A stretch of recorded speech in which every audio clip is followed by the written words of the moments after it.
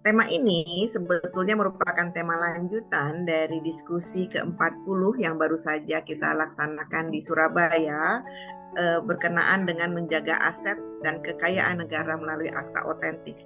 Ternyata dalam akta-akta yang dimaksud sering sekali terdapat klausula-klausula arbitrase sebagai pilihan hukumnya.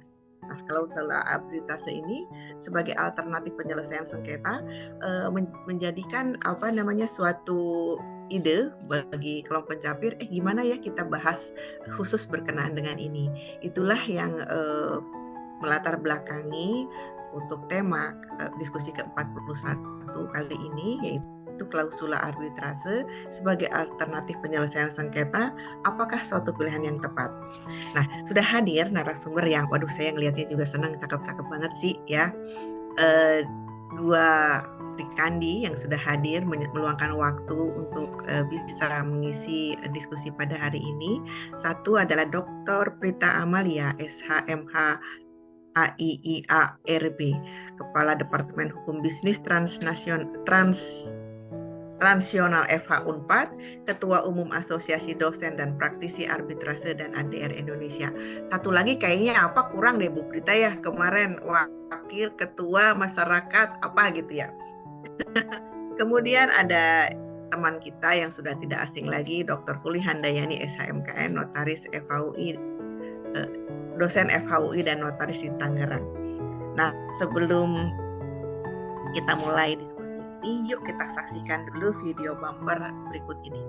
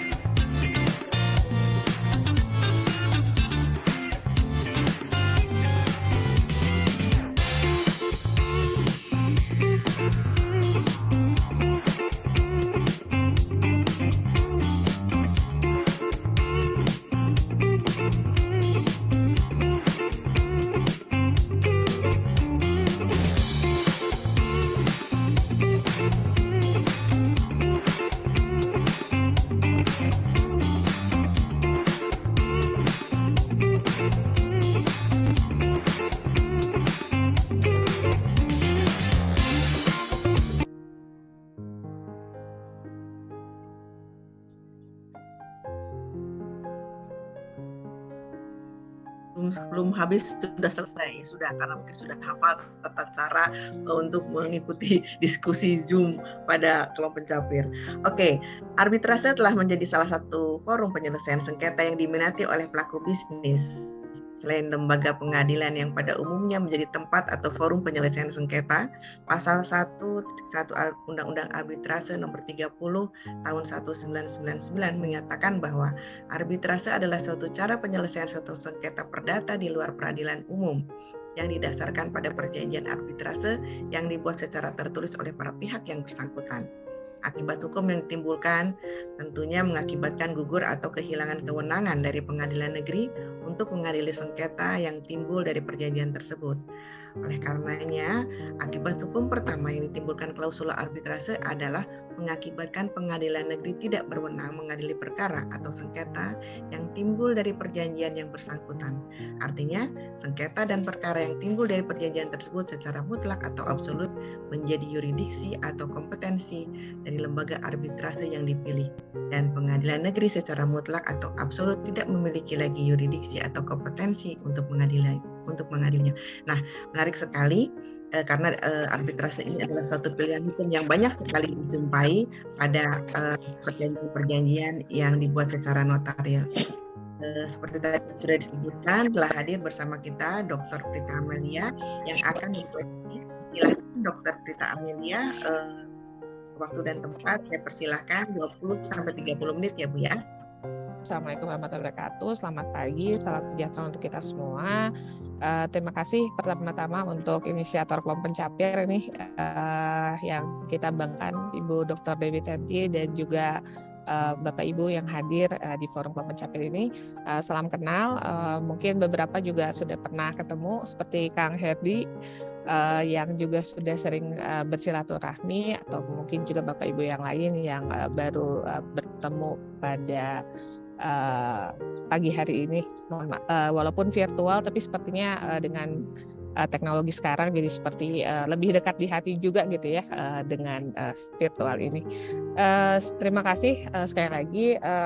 Saya sebetulnya diminta untuk sharing mungkin ya kalau mengenai arbitrase. Saya yakin Bapak Ibu sekalian, Akang Teteh di sini sudah juga yang banyak mengenal apa itu arbitrase.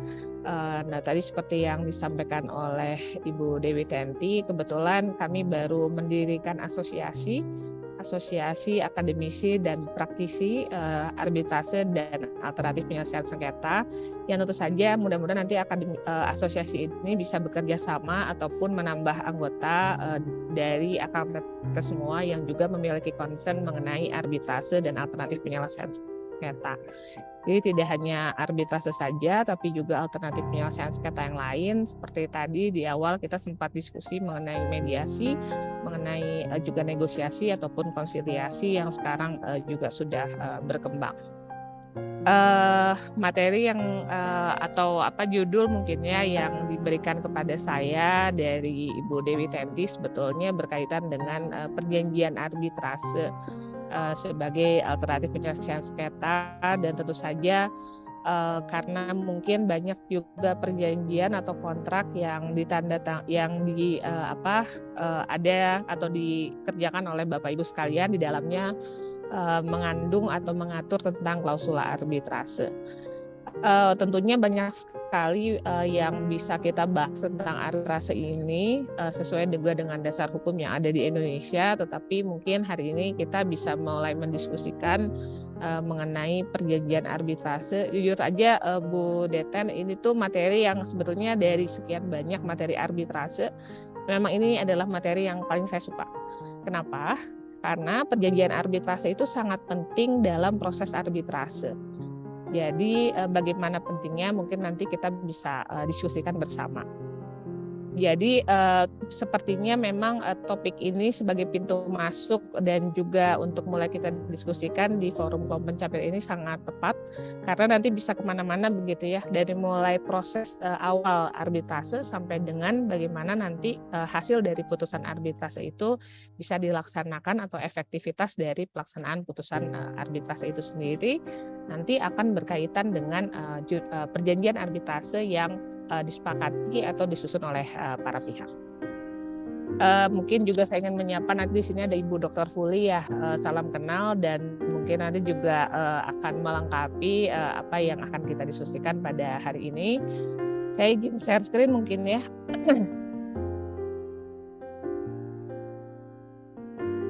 Apakah sudah terlihat ya? Sudah. Cuman mungkin belum full ya, di-fullin aja. Baik. Ya, baik. Jadi topik hari ini mungkin saya berikan judul klausula arbitrase dan jurisdiksi arbitrase. Bagaimana juga nanti klausula arbitrase atau perjanjian arbitrase itu ada hubungannya dengan jurisdiksi dari lembaga arbitrase. Sekalian mungkin pesan sponsor kali ya Teh Deten, karena ini merupakan satu departemen yang baru di Fakultas Hukum Unpad, dan mungkin juga di sini banyak alumni dari Fakultas Hukum Unpad. Jadi di Fakultas Hukum Unpad ini ada departemen namanya Departemen Hukum Bisnis Transnasional, yang mungkin zaman saya juga belum ada.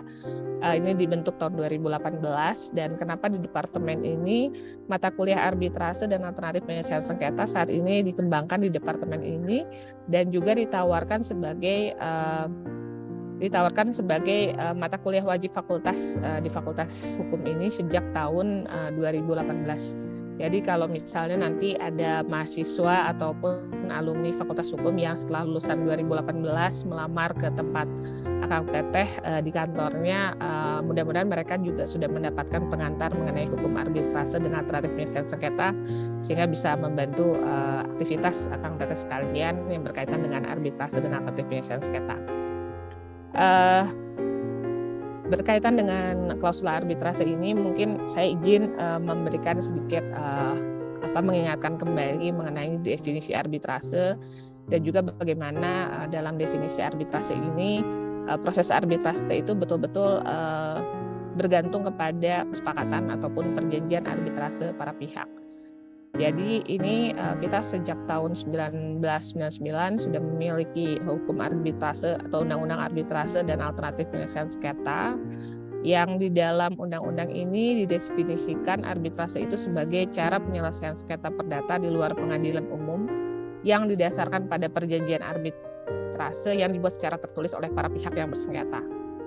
Jadi dari definisi ini betul-betul terlihat bahwa arbitrase itu adalah penyelesaian sengketa yang didasarkan pada suatu perjanjian arbitrase, dan di sini jelas harus dibuat secara tertulis. Walaupun nanti mungkin dengan perkembangan teknologi informasi, revolusi industri 4.0, definisi tertulis itu sendiri juga sekarang semakin berkembang karena mungkin nanti ada perjanjian yang sifatnya atau kontrak yang bentuknya electronic contract, smart contract dan sebagainya.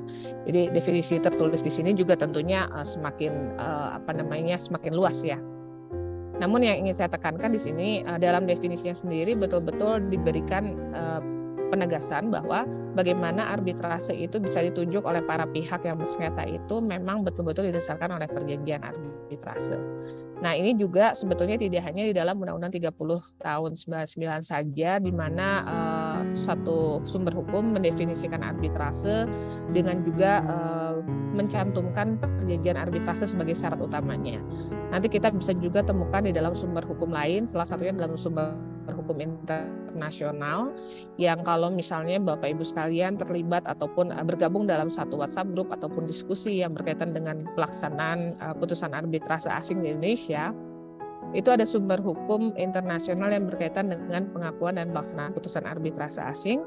Dan ini biasa kita kenal dengan New York Convention 1958. Nah, dalam New York Convention 1958 ini juga diatur bahwa bagaimana New York Convention ini bisa berlaku juga salah satunya karena adanya perjanjian arbitrase yang mengikat para pihak untuk sepakat bersama-sama menyelesaikan sengketanya melalui forum arbitrase.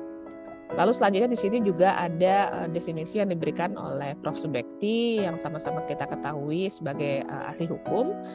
Prof. Subekti memberikan definisi arbitrase sebagai penyelesaian suatu perselisihan atau perkara oleh seorang atau beberapa orang wasit yang bersama-sama ditunjuk oleh para pihak yang berperkara dengan tidak diselesaikan lewat pengadilan. Nah, walaupun di sini Prof. Subekti tidak mengatakan perjanjian arbitrase sebagaimana dalam Undang-Undang 3099, tapi dalam definisi Prof. Subekti di sini juga kita bisa sama-sama ketahui bahwa bagaimana proses arbitrase itu berjalan itu betul-betul memerlukan adanya kesepakatan para pihak. Jadi di sini ada kalimat yang bersama-sama ditunjuk oleh para pihak yang berperkara. Walaupun ini sebetulnya menunjuk kepada arbiternya ya, atau pihak ketiga yang menyelesaikan proses arbitrasenya. Nah, selain itu juga ada sumber hukum internasional lain yang di sini juga ingin saya sampaikan, karena sepertinya kita di era hari ini yang sangat dekat dengan transaksi bisnis transnasional, cross-border transaction dan sebagainya, mungkin juga di Bapak Ibu ataupun Akang Teteh sekalian ada perjanjian atau kontrak yang sifatnya internasional yang mungkin juga di dalamnya ada klausul arbitrase, di mana mungkin kontrak internasional ini melibatkan para pihak yang berasal dari beda negara gitu ya, beda sistem hukum, ataupun yang berkaitan dengan suatu objek perjanjian yang ada di luar wilayah Republik Indonesia. Dan juga ini kita bisa klasifikasikan sebagai kontrak internasional. Ini juga tidak jarang kita menemukan dalam kontrak yang seperti ini ada klausula arbitrasenya. Namun tentu saja di sini arbitrasenya biasanya lebih dikenal dengan arbitrase komersial internasional. Jadi ada arbitrase nasional, ada juga arbitrase internasional. Nah, yang berkaitan dengan arbitrase internasional ini diatur di dalam UNCITRAL Model Law on International Commercial Arbitration 1985, di mana ini adalah suatu soft law yang dikeluarkan oleh UNCITRAL, Badan PBB, United Nations Commission on International Trade Law, dan mengeluarkan suatu sumber hukum yang sifatnya soft law dan bisa diadap oleh negara-negara untuk praktek arbitrase internasionalnya. Yang membedakan dengan definisi Undang-Undang 3099, arbitrase dalam UNCITRAL Model Law ini memberikan batasan mengenai bila mana suatu arbitrase itu dikatakan internasional. Jadi internasional itu tidak sebatas bahwa forumnya ada di luar negeri, tetapi bagaimana proses arbitrase itu atau arbitrase itu memiliki international karakteristik. Biasanya yang berkaitan dengan place of performance dari tempat dilaksanakannya perjanjian atau kontrak, ataupun para pihak yang berasal dari dua sistem hukum yang berbeda, ataupun aspek internasional lainnya yang ditemukan dalam proses arbitrase. Nah, yang membedakan juga Bapak Ibu dengan Undang-Undang 3099 berkaitan dengan jurisdiksi materialnya, sebagaimana yang kita ketahui, kalau yang diselesaikan dalam forum arbitrase itu sesuai dengan pasal 5 dari Undang-Undang 3099 dikatakan bahwa yang bisa diselesaikan melalui arbitrase itu adalah sengketa yang berkaitan dengan sengketa perdagangan. Walaupun dalam penjelasannya itu kita tidak bisa menemukan penjelasan ya, apa sih yang dimaksud dengan perdagangan begitu ya. Tapi kalau dalam UNCITRAL Model Law ini yang mungkin juga bisa dijadikan satu referensi oleh Bapak Ibu untuk menentukan apakah ini merupakan satu sengketa perdagangan atau tidak. Dalam UNCITRAL Model Law itu ada batasan mengenai apa yang dimaksud dengan komersial dalam International Commercial Arbitration, di mana komersial itu tidak hanya sekedar kegiatan jual beli saja, tetapi adalah suatu aktivitas atau kegiatan yang memiliki nature of commerce. Jadi ada commercial nature-nya. Nah, ini kegiatannya bisa macam-macam, dari mulai setiap proses bisnis yang memiliki nature of commerce, maka itu memenuhi aspek komersial. Maka dalam era tersebut atau hari ini kita tentunya sudah sangat harus bisa aware juga adanya suatu perkembangan mengenai arbitrase komersial internasional. Jadi kalau ketika ada suatu sengketa yang diselesaikan ke forum arbitrase yang tidak melibatkan pihak asing misalnya ya, para pihaknya berasal dari negara yang sama atau sistem hukum yang sama, lalu berkaitan juga dengan satu objek sengketa yang ada di wilayah yang sama. Nah, ini biasanya dikatakan sebagai arbitrase nasional. Tapi ketika misalnya ada aspek unsur asingnya, nah ini yang biasanya disebut dengan arbitrase internasional.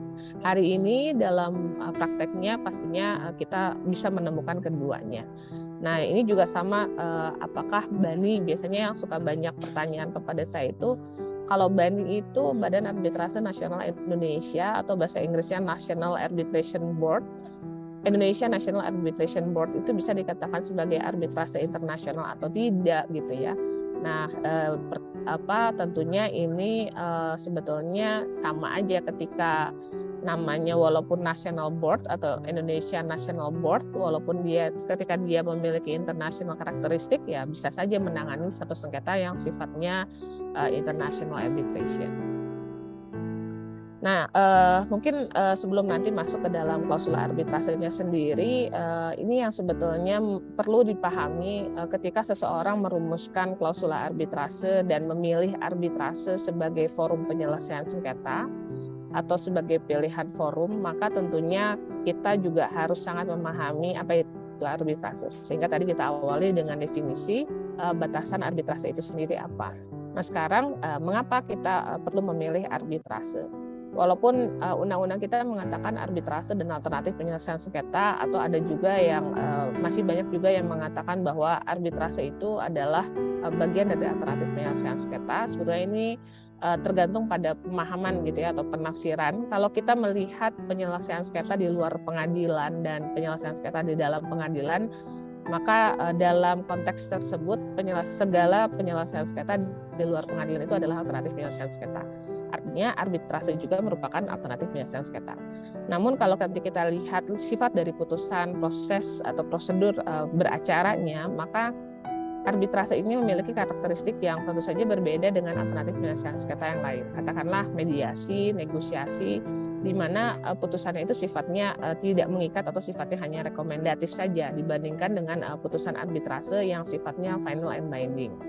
Nah, ini yang membuat para ahli juga mengatakan bahwa arbitrase itu memiliki kedudukan sendiri, tidak sama dengan alternatif penyelesaian sengketa lainnya. Dan mungkin ini juga yang melatar belakangi mengapa Undang-Undang 3099 juga judulnya menjadi arbitrase dan alternatif penyelesaian sengketa. Nah, hal yang menarik yang perlu kita pahami sebagai karakteristik memilih arbitrase dan merumuskannya dalam perjanjian arbitrase, mengapa harus arbitrase? Nah, kira-kira ini adalah secara normatif karakteristik yang dimiliki oleh arbitrase. Arbitrase menyelesaikan sengketa secara cepat dan murah biayanya. Walaupun ini sifatnya relatif ya, Bapak Ibu sekalian. Jadi cepat itu tidak dalam hitungan yang secepat kilat gitu ya, tetapi cepat di sini dalam pengertian bahwa undang-undang sudah mengatur dalam Undang-Undang 3099 bahwa proses arbitrase itu harus dapat diselesaikan dalam jangka waktu 180 hari dan menghasilkan putusan yang sifatnya final and binding. Nah, dibandingkan dengan penyelesaian sengketa di dalam pengadilan, tentu saja ini menjadi suatu kelebihan karena arbitrase sudah memiliki jangka waktu yang diatur menurut undang-undang. Dan tentu saja ketika memang jangka waktunya sudah diatur 180 hari, tentunya ini akan berdampak kepada biaya yang memang harus ditanggung oleh para pihak. Sehingga memang definisi cepat dan murah ini tidak dalam arti kata value, tetapi lebih kepada sifatnya yang relatif, artinya cepat di sini diatur berdasarkan undang-undang dan juga berdampak pada biaya yang lebih terprediksi gitu ya Bapak Ibu dibandingkan dengan penyelesaian sengketa di dalam pengadilan. Nah, selanjutnya juga para arbiter atau para pihak yang mungkin kalau dalam penyelesaian sengketa di dalam pengadilan itu kita mengenal sebagai hakim gitu ya. Dalam arbiter ini dikenal para pihak yang membantunya itu dikenal dengan istilah arbiter.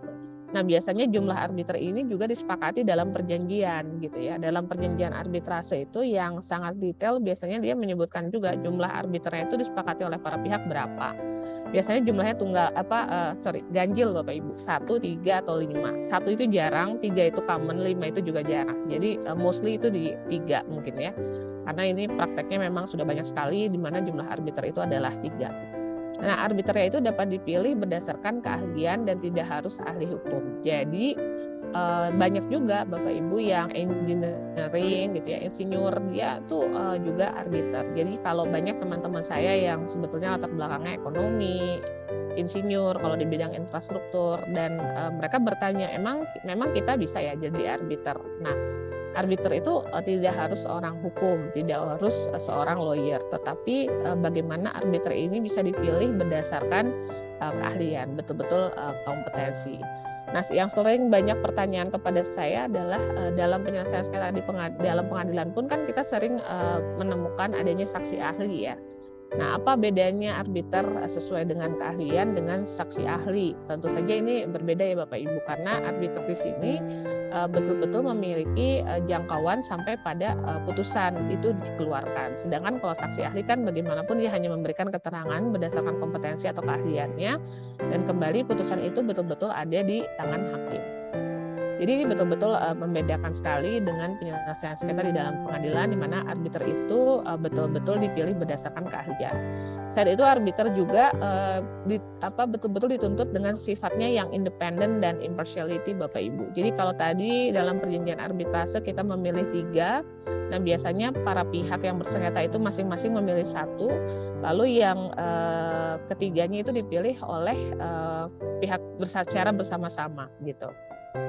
Dan juga yang perlu diperhatikan ketika arbiter itu dipilih oleh salah satu pihak, misalnya kita memilih arbiter A gitu ya, bukan berarti arbiter itu juga dipilih untuk bisa memenangkan kasus kita gitu. Jadi betul-betul dia dituntut dengan sifatnya yang independen dan impartiality. Bahkan ada juga arbiter yang kalau misalnya nanti Bapak Ibu memiliki pengalaman menunjuk arbiter, jangan kaget juga setelah memilih arbiter itu arbiternya tidak mau dihubungi karena betul-betul mereka memiliki karakteristik independen dan impartiality. Karena kalau misalnya dia terbukti tidak independen dan masih memihak, maka itu nanti bisa dikenakan hak ingkar atau bisa diingkari gitu ya, atau dicabut kewenangannya sebagai arbiter. Selain itu juga sifat putusannya non publikatif. Jadi ini tidak dipublikasikan. Kalau misalnya putusan di dalam pengadilan itu kan seperti kita ketahui ya, ada di Mahkamah Agung, itu kita bisa dengan mudah mengakses putusan-putusan yang sudah inkrah ya.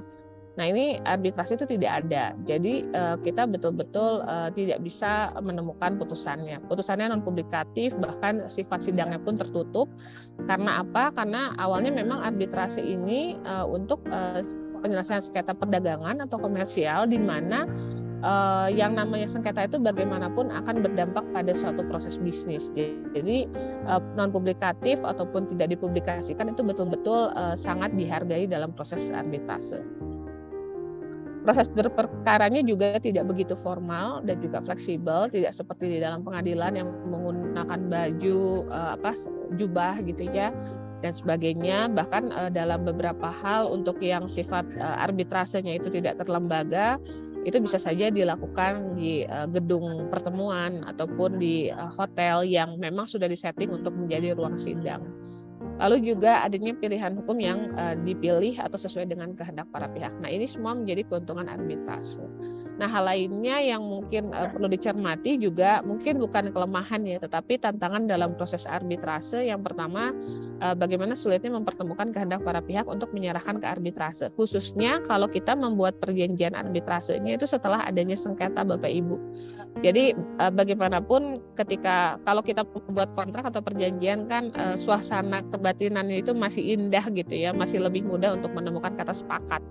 Sedangkan kalau misalnya sudah sudah bersengketa, tentunya para pihak sudah memiliki kepentingannya masing-masing.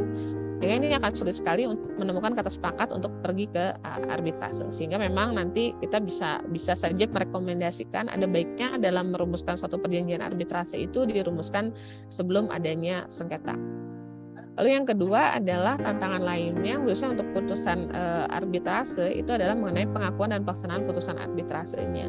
Khususnya untuk putusan arbitrase asing yang masih menjadi banyak diskusi ya di beberapa kesempatan. Ini besok kami juga dengan IRB, mungkin nanti saya boleh share Bu Dewi informasinya. Kebetulan besok kami juga ada kegiatan di Menara 165 membahas mengenai eksekusi putusan arbitrase, yang mudah-mudahan kalau Bapak Ibu ada keluangan waktu, mudah-mudahan ini juga bisa hadir. Kita akan membahas mengenai eksekusi putusan arbitrase yang masih juga ada tantangannya di sana. Dan itu juga karena putusannya tidak terpublikasikan, maka tidak dikenal adanya asas preseden ya, seperti pengadilan, sehingga kadang-kadang kita menemukan keputusan yang mungkin bukan berlawanan tetapi berbeda satu dengan yang lainnya. Lalu tidak mampu memberikan jawaban atas semua sengketa hukum. Jadi sesuai dengan karakteristiknya, khususnya arbitrase komersial, maka arbitrase ini memang banyak digunakan untuk sengketa-sengketa perdagangan. Nah, dalam pasal 5 Undang-Undang 3099 dikatakan bahwa biasanya suatu sengketa yang tidak mungkin dilakukan perdamaian itu tidak bisa diselesaikan melalui arbitrase. Lalu yang selanjutnya, keputusan arbitrase sangat bergantung bagaimana arbiter yang memeriksanya. Nah, ini mungkin bukan kelemahan, tetapi karena memang proses arbitrase itu sangat bergantung kepada arbiter, sehingga makanya arbiter itu betul memiliki sifat yang independent and impartiality, karena putusan arbiter itu, putusan itu bukan putusan lembaga arbitrasenya, tapi adalah putusan dari arbiternya sendiri yang memang kita tunjuk untuk sama-sama menyelesaikan perkara. Nah, ini bentuk arbitrasenya Bapak Ibu, tentunya bentuk arbitrase ini juga sangat penting dalam untuk bisa kita ketahui dalam merumuskan perjanjian arbitrase. Dalam arbitrase itu ada yang dikenal dengan arbitrase ad hoc atau arbitrase yang sifatnya insidental atau sementara. Artinya siapapun itu yang bisa memenuhi syarat arbiter, bisa saja dia menjadi arbiter dan bisa saja dia melakukan proses arbitrase tanpa adanya suatu institusi khusus. Nah, sedangkan yang kedua adalah arbitrase institusional atau terlembaga. Ini arbitrase yang betul-betul dia punya lembaga, dia punya headquarters, dia punya kesekretariatan tetap, dia punya anggaran dasar, dia punya pengurus. Nah, ini di Indonesia sendiri sudah ada BANI. Jadi kalau BANI itu sebetulnya adalah salah satu arbitrase institusional yang ada.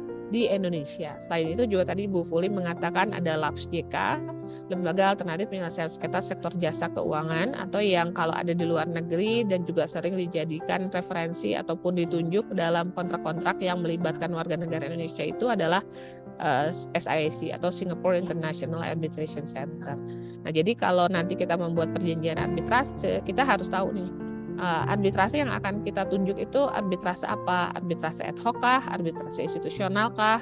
Nah, mungkin kalau biasanya yang misalnya mau menunjuk BANI, maka dalam perjanjian arbitrase nanti dia menunjuk untuk sengketa di kemudian hari akan diserahkan ke Badan Arbitrase Nasional Indonesia dengan formasi arbiter berjumlah 3 orang dan berdasarkan hukum acara BANI, misalnya seperti itu. Jadi untuk mengetahui bentuk arbitrase ini sangat penting Bapak Ibu untuk bisa merumuskan perjanjian arbitrasenya. Selain lembaga arbitrasenya, hukum dalam proses arbitrase ini juga sangat penting untuk bisa kita ketahui dalam merumuskan perjanjian arbitrase. Ini adalah beberapa hukum yang harus kita ketahui dalam proses arbitrase dan biasanya juga ditunjuk dalam perjanjian arbitrase atau dirumuskan dalam perjanjian arbitrasenya. Yang pertama adalah arbitration rules. Ini adalah hukum acara yang bisa ditunjuk. Kalau misalnya kita menunjuk BANI, berarti biasanya arbitration rules-nya adalah BANI rules. Tapi kalau misalnya ad hoc, itu bisa saja kita menunjuk arbitration rules yang ada gitu ya. Jadi itu kembali rules ini disepakati berdasarkan kesepakatan para pihak. Misalnya saja UNCITRAL selain mengeluarkan model Law on International Commercial Arbitration 85 juga dia mengeluarkan UNCITRAL Arbitration Rules 76 yang bisa digunakan oleh semua atau para pihak dalam proses arbitrasenya, khususnya untuk arbitrase yang sifatnya ad hoc. Lalu yang kedua adalah applicable law atau hukum yang berlaku dalam sengketa tersebut. Nah, ini biasanya dalam satu kontrak, khususnya kontrak internasional, biasanya kita juga memilih hukum ya, choice of law dalam kontraknya. Maka hukum yang berlaku untuk proses arbitrase pun akan mengacu pada hukum yang memang sudah disepakati oleh para pihak. Lalu berkaitan dengan proses arbitrase asing atau proses arbitrase internasional yang ada unsur asingnya, ini biasanya juga ada hukum yang harus diperhatikan yaitu lex arbitri. Lex arbitri itu adalah hukum arbitrase tempat di mana proses arbitrase itu diselenggarakan. Jadi dalam satu kasus Bapak Ibu ada PT Pertamina dengan Lirik, dia melakukan proses arbitrase menunjuk ICC, International Chambers of Commerce yang headquarters-nya ada di Paris. Tapi pelaksanaan proses arbitrasenya itu diselenggarakan di Jakarta, di Indonesia. Maka lex arbitrenya tentu saja adalah Undang-Undang Arbitrase Indonesia, yaitu Undang-Undang 30 tahun 99. Dan yang keempat adalah hukum mengenai pengakuan dan pelaksanaan putusan arbitrase asing atau putusan arbitrase internasional. Ini juga adalah yang tadi saya sebutkan di awal, ada suatu konvensi yang sangat sudah sangat umurnya sudah sangat tua sekali, 1958, dan mengatur tentang pengakuan dan pelaksanaan putusan arbitrase asing. Sehingga ketika misalnya Bapak Ibu sekalian menangani suatu perjanjian atau kontrak internasional yang melibatkan pihak asing salah satunya ataupun misalnya pelaksanaan kontraknya di luar negeri, maka biasanya kalau misalnya ada proses arbitrase, hasil dari proses arbitrasenya itu akan memenuhi karakteristik putusan arbitrase internasional, dan ketika mau dilaksanakan dia harus mendapatkan pengakuan dan pelaksanaan putusan arbitrase asing. Kalau di Indonesia ini harus diajukan ke Pengadilan Negeri Jakarta Pusat. Nah, setelah informasi-informasi tadi Bapak Ibu tentang arbitrase dari mulai definisi, lalu juga bentuk arbitrasenya itu sendiri, lalu juga hukum yang ada dalam proses arbitrase, maka informasi-informasi itulah yang tentunya diperlukan untuk merumuskan suatu perjanjian arbitrase. Jadi mengacu kepada definisi arbitrase tadi, bagaimana proses arbitrase itu sangat bergantung kepada perjanjian arbitrase para pihak, dan ini adalah definisi yang diberikan oleh Undang-Undang 3099 apa yang dimaksud dengan perjanjian arbitrase. Jadi perjanjian arbitrase itu adalah kesepakatan para pihak berupa klausul arbitrase yang tercantum dalam perjanjian tertulis yang dibuat para pihak sebelum timbul sengketa atau suatu perjanjian arbitrase tersendiri yang dibuat setelah timbulnya sengketa. Nah, berdasarkan definisi ini ada dua bentuk perjanjian arbitrase. Yang pertama adalah yang namanya klausul arbitrase, dan ini biasanya terintegrasi dalam perjanjian pokok, dan ini yang disebut dengan Pactum de Compromitendo. Jadi dalam suatu kontrak biasanya ada klausula penyelesaian sengketa. Nah, ketika klausula penyelesaian sengketanya itu menunjuk arbitrase sebagai forum penyelesaian sengketa, terlebih juga kalau dia sudah menunjuk lembaganya, maka inilah yang disebut dengan klausula arbitrase. Lalu juga kalau dalam pelaksanaannya ternyata para pihak belum menunjuk arbitrase sebagai metode penyelesaian sengketa, maka sebetulnya para pihak juga masih bisa menunjuk lembaga arbitrase atau bisa menyelesaikan ke arbitrase setelah timbulnya sengketa. Namun tadi ya Bapak Ibu ya, kalau dalam prakteknya bagaimana proses arbitrase itu bisa disepakati, tentu saja tantangannya berbeda sebelum dengan setelah adanya sengketa.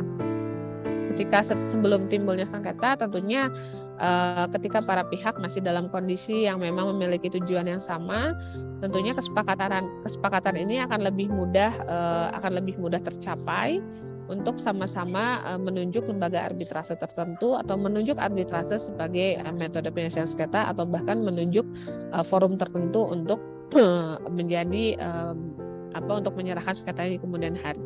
Tapi kalau sudah ada timbulnya sengketa, ini biasanya cukup sulit juga untuk menemukan kata sepakat untuk sama-sama mengajukan ke arbitrase.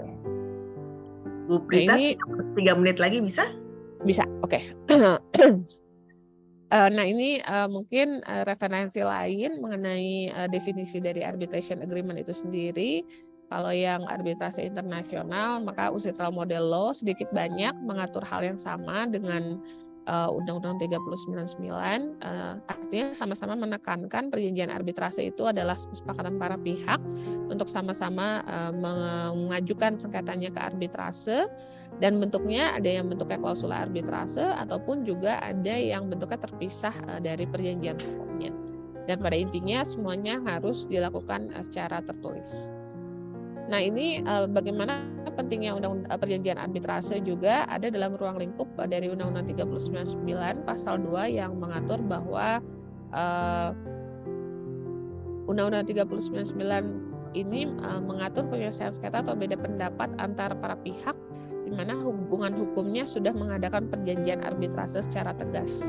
Nah, ini juga yang sebetulnya nanti mendasari apa yang tadi juga disampaikan oleh Bu Dewi Tenti di pengantar, bagaimana pentingnya perjanjian arbitrase melahirkan jurisdiksi lembaga arbitrase. Nah, ini adalah bentuk perjanjian arbitrase. Kalau yang bentuknya klausula arbitrase itu biasa disebut dengan Pactum de Compromitendo, sedangkan yang perjanjian terpisah itu biasa kita kenal dengan akta kompromis. Ini adalah substansi atau hal-hal yang harus ada ketika misalnya setelah adanya sengketa lalu baru para pihak mengajukan ke arbitrase. Setidaknya poin-poin inilah yang harus ada di dalam perjanjian tersebut, dan ini harus dipenuhi karena kalau tidak ada maka ini akan undang-undang mengatur bahwa perjanjian tertulis yang tidak memuat hal yang sudah diatur ini maka bisa batal demi hukum. Ini berkaitan dengan berlakunya perjanjian arbitrase, Bapak Ibu. Jadi bagaimana pentingnya perjanjian arbitrase itu memang batalnya itu tidak suatu perjanjian arbitrase tidak menjadi batal untuk kondisi-kondisi seperti ini.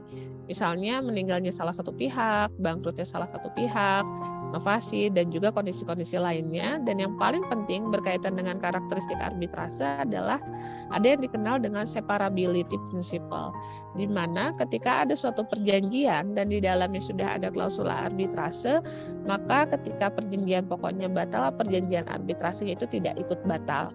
Inilah yang disebut adanya asas keterpisahan, dan juga tujuannya adalah untuk memberikan kepastian hukum bagi para pihak ketika ada timbulnya sengketa. Klausula arbitrase yang sudah disepakati masih juga bisa dirujuk oleh para pihak untuk menyerahkan sengketanya ke lembaga arbitrase. Nah ini mungkin yang paling penting adalah bagaimana perjanjian arbitrase itu tadi disampaikan dari awal penunjukan perumusannya itu harus menjadi sangat penting sampai dengan pelaksanaan putusan. Jadi betul-betul memberikan suatu peran yang luar biasa sebagai sumber hukum yang terpenting dalam proses arbitrase, di mana perjanjian arbitrase ini menunjukkan adanya itikat baik para pihak dalam pemilihan lembaga arbitrase. Mengapa? Ketika para pihak sudah terikat kepada suatu perjanjian arbitrase, ini meniadakan hak para pihak untuk mengajukan ke forum lainnya. Begitu juga ini juga membuat perjanjian arbitrase ketika para pihak sudah sepakat ke arbitrase, maka ini juga meniadakan hak bagi lembaga peradilan untuk menangani suatu sengketa yang di dalamnya sudah memiliki perjanjian arbitrase. Ini yang tadi juga dijelaskan oleh Bu Dewi Tenti, di mana diatur di dalam pasal 3 dan juga pasal 11 dari Undang-Undang 30 tahun 99. Selain itu juga perjanjian arbitrase ini juga menjadi suatu sumber hukum bagi para pihak untuk melaksanakan putusan arbitrasenya. Jadi ini yang selalu menjadi tantangan juga ya Bapak Ibu ketika sudah masuk ke arbitrase lalu ada pihak yang dikalahkan, nah pihaknya tidak menerima. Nah sebetulnya ini harus menjadi suatu kesadaran bahwa ketika para pihak sepakat memilih lembaga arbitrase, maka dia juga sebetulnya sepakat untuk melaksanakan berbagai putusan apapun yang nanti dihasilkan dari proses arbitrase tersebut.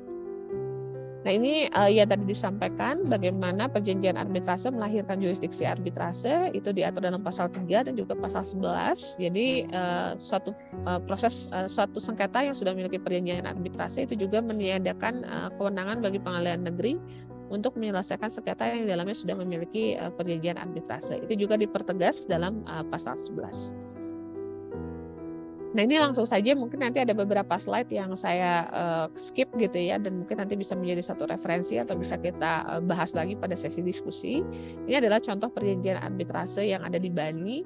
Jadi kalau dalam prosedural lembaga arbitrase yang punya hukum acara, biasanya dalam rules-nya itu dia ada contoh perjanjian arbitrase bagaimana cara menunjuk lembaga tersebut gitu ya.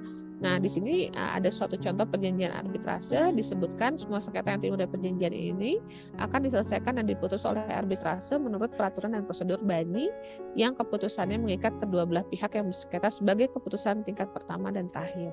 Nah, ini Bapak Ibu, jadi contoh perjanjian ini menunjukkan kepada kita bahwa perjanjian arbitrase itu tidak hanya menunjukkan sepakat memberikan ke arbitrase ketika ada sengketa, tetapi juga menunjukkan adanya kesepakatan bahwa para pihak itu akan melaksanakan putusan yang sifatnya final and binding yang dihasilkan oleh badan arbitrase ataupun lembaga arbitrase yang nantinya ditunjuk. Jadi begitu pentingnya perjanjian arbitrase, bagaimana itu melahirkan jurisdiksi arbitrase dan juga memastikan adanya suatu pelaksanaan putusan arbitrase. Saya pikir itu dulu Bu Dewi Tenti, mungkin nanti hal lain kita bisa bahas di forum diskusi dan juga tentunya mungkin nanti Ibu Dr. Fuli juga akan melengkapi beberapa hal.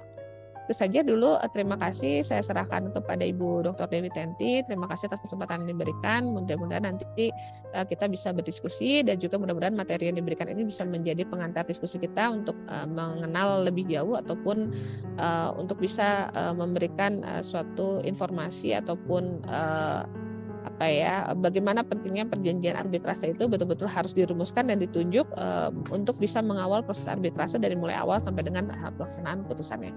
Hatur nuhun, wassalamualaikum warahmatullahi wabarakatuh. Selamat pagi. Assalamualaikum warahmatullahi wabarakatuh. Terima kasih Bu Dr. Prita atas sharingnya. Jadi halo. Mengingatkan lagi Kang Herdi ya. Mengingatkan kembali tentang gimana sih sebetulnya kalau kita mau berarbitrase. Kalau saya lihat poin-poinnya ya, arbitrase itu didasarkan pada perjanjian arbitrase, dibuat secara tertulis, makanya penting sekali buat kita notaris ya memahami arbitrase ini karena memang seringkali ada di dalam perjanjian, kemudian dengan tidak terselesaikannya lewat pengadilan. Dan dalam perkembangannya ternyata meluas juga ya, ada di dalam internasional itu ada internasional karakteristik. Wah, ini mungkin harus perlu penjelasan detail apa saja karena ternyata tidak cuman sifatnya ada di luar negeri gitu, jadi kesannya internasional ya. Ternyata ada karakteristik-karakteristik yang bisa menarik arbitrase ini menjadi internasional karakteristik. Selain itu juga ternyata nature of commerce itu juga harus kita ketahui ya, supaya kita tidak sempit pikirannya bahwa ternyata arbitrase itu tidak ansih cuma jual beli saja atau hal-hal yang seperti itu. Kemudian yang sebetulnya harus kita lebih anggap lagi adalah bisa dirumuskan sebelum adanya sengketa atau setelah adanya sengketa. Nah, benar sih kalau sebelum kita bisa seperti apa gitu ya. Tapi saya sendiri nggak ngerti tuh Bu Prita merumuskannya seperti apa ya. Kalau ada sengketa arbitrasinya seperti ini. Inilah mungkinnya perlu kita diskusi pada hari ini. Dan apalagi setelah ada sengketa mungkin materinya sudah ketebak ya, tapi memang secara emosional itu yang akan lebih susah. Oke, nah tadi sudah disebutkan bahwa salah satu poinnya adalah harus dalam tertulis. Ini ada tadi di dalam di pembukaan ya, kita sudah cerita sama Bu Fuli. Ini kadang-kadang teman notaris itu melihat keadaan masyarakat yang suka cerdas, lebih cerdas gitu ya, atau mencerdas-cerdaskan diri, saya nggak tahu. Itu membuat notaris itu harus lebih lebih banyak gitu proteksinya. Cuman menurut saya juga nggak pas dan lebay. Contoh ya, dalam artian kita bicara dengan hal lain ya. Misalnya dalam perjanjian kredit, kadang-kadang setelah mau dibuat SKMHT, kita buat juga kuasa. Kan kuasa dan kuasa. Saya pernah nanya, kenapa ada 2 kuasa? Ya karena katanya siapa tahu ya, atau apalagi banknya minta kalau kuasa yang ini nggak bisa, kuasa yang itu nggak minta. Repot menjelaskannya, karena kan kalau kuasa itu kan nggak seperti itu ya Bu Fulia. Harusnya ya satu kuasa saja untuk satu kegiatan. Nah ini pun sama, saya pernah sendiri membaca ya sendiri ada suatu perjanjian, di mana perjanjian itu mungkin notarisnya saking pengen berlapisnya ya proteksinya gitu ya. Jadi ada tulisannya bahwa apabila ada masalah maka akan diselesaikan secara musyawarah mufakat. Full stop ya. Kemudian lagi dan musyawarah mufakat tidak tercapai, maka akan para pihak setuju untuk menunjuk bani. Oke, ada lagi. Dan apabila bani tidak ini, maka menunjuk Pengadilan Negeri Jakarta Pusat. Cakep itu, berarti semuanya dia hajar. Saya nggak tahu ya, apa karena memang mungkin dia pengen tapi kan di satu sisi itu tadi seperti SKMHT dan kuasa menjual, kan semua ada pilihan ya kan, tidak bisa kita ambil semua, ramu semua dalam satu perjanjian.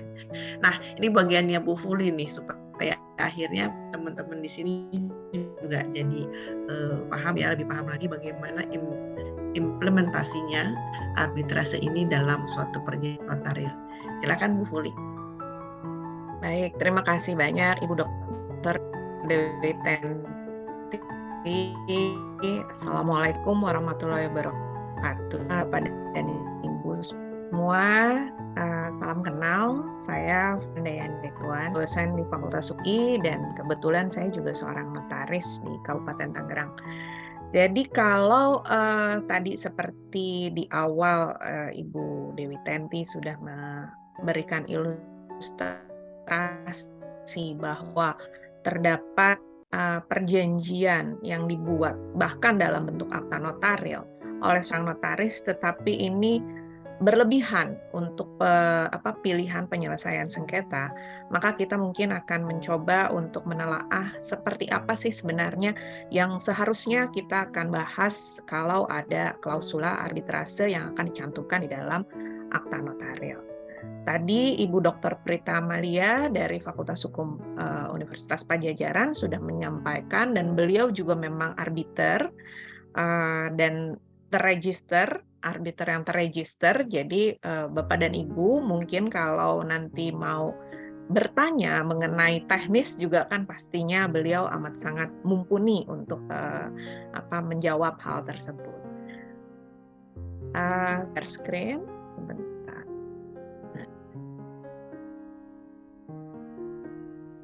Tuh, sebentar. Tadi sudah ada. Maaf ya, sebentar Bapak dan Ibu, ini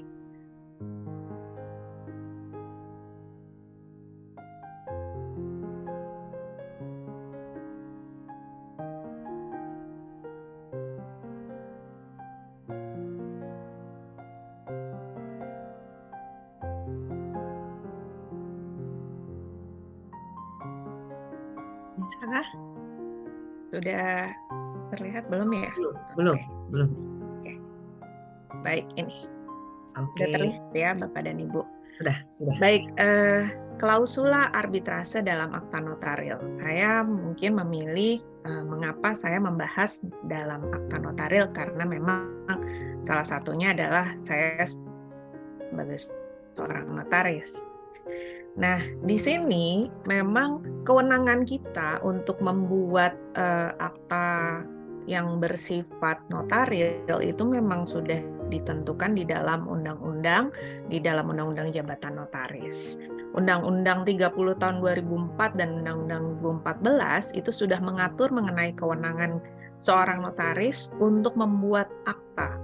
Lalu juga mengesahkan tanda tangan, menetapkan kepastian tanggal, surat di bawah tangan, dan lain-lain. Jadi ini untuk legalisasi, watermarking, fotokopi sesuai asli, dan lainnya.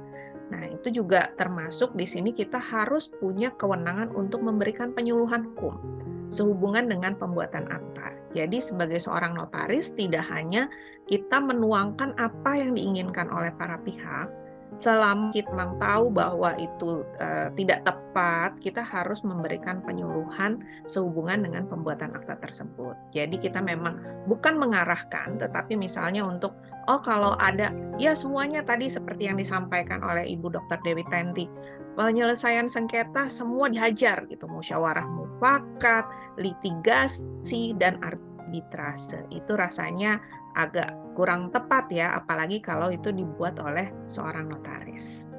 Mengapa akta otentik?